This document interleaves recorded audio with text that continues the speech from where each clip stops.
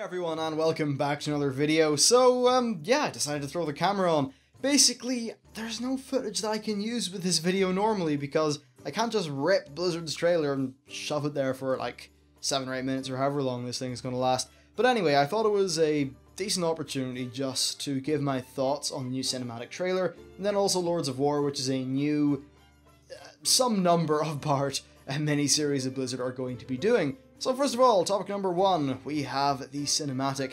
Now first of all, I've got to say, I am very impressed. Very, very impressed.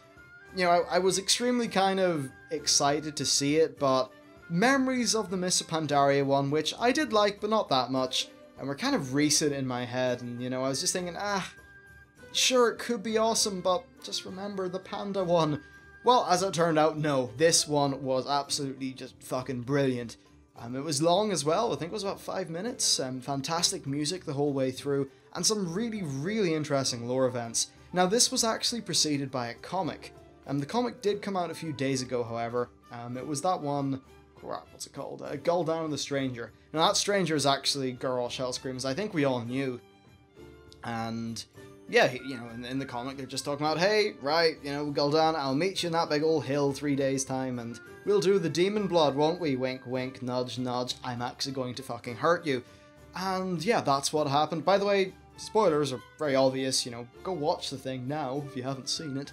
But yeah, basically, they go up to their big hill, you know, the Iron Horde forces betray Gul'dan and Manoroth and friends, and it's all lovely, and it sets up the start of Warlords of Draenor. So just to give you a little bit of lore background as to how this is all happening with the time travel, basically, Garrosh was defeated in patch 5.4. Simultaneously, we charged up the Hourglass of Time in 5.4.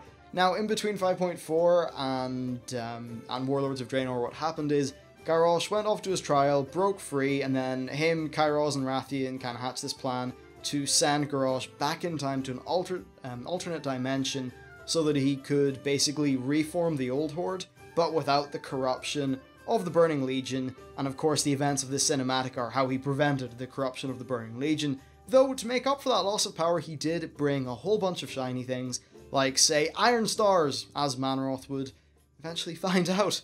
Yeah, it's pretty crazy, such a high-ranking Burning Legion guy just being taken out in this in the cinematic, but certainly very badass. So overall, it's a fantastic cinematic, and I've got to say, massive props to Russell Brower and the music team over at Blizzard. They absolutely knocked it out of the park with this one. Really, really impressed with the music. So next we've got Lords of War. This is a little mini-series thing that they're doing. It's animated in roughly the same style as the Xiaohao series, and I really enjoyed the Xiaohao thing, and once again, this is brilliant. I think it's far better than the Xiaohao stuff. Obviously, they made Xiaohao, they got us stewing things for a little bit, and now they've just came out with this.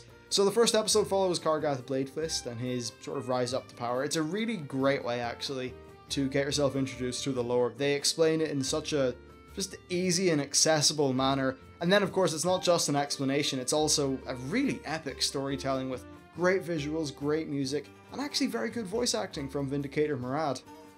I certainly can't wait until we see characters like Murad get voice acted in the game, because right now, they're not voice acted at all. You know, you do quests and Murad says things, but it's just a speech bubble.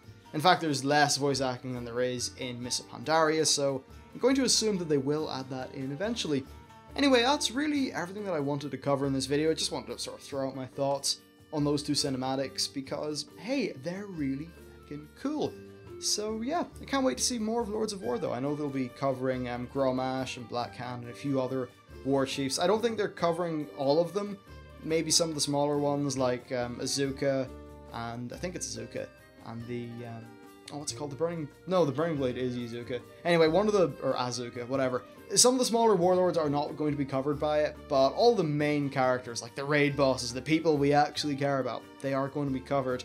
And yep, that really is it. I can't think of anything else that I want to cover in this video, so yes, tomorrow's stuff actually is probably worth tuning in for.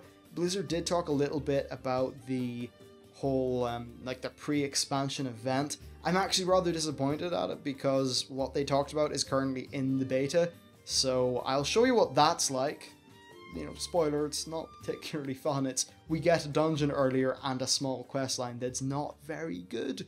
Unfortunate, but yeah, hopefully that stuff gets fixed over time. Anyway, that's it for this video. If you like this whole camera thing, then do let me know, I guess. Of course, I still need to actually get good at talking into a camera. It's a new skill set to learn, so that'll happen over time. But anyway, let me know what you think about all these things. Thank you very much for watching this video, and I'll see you next time.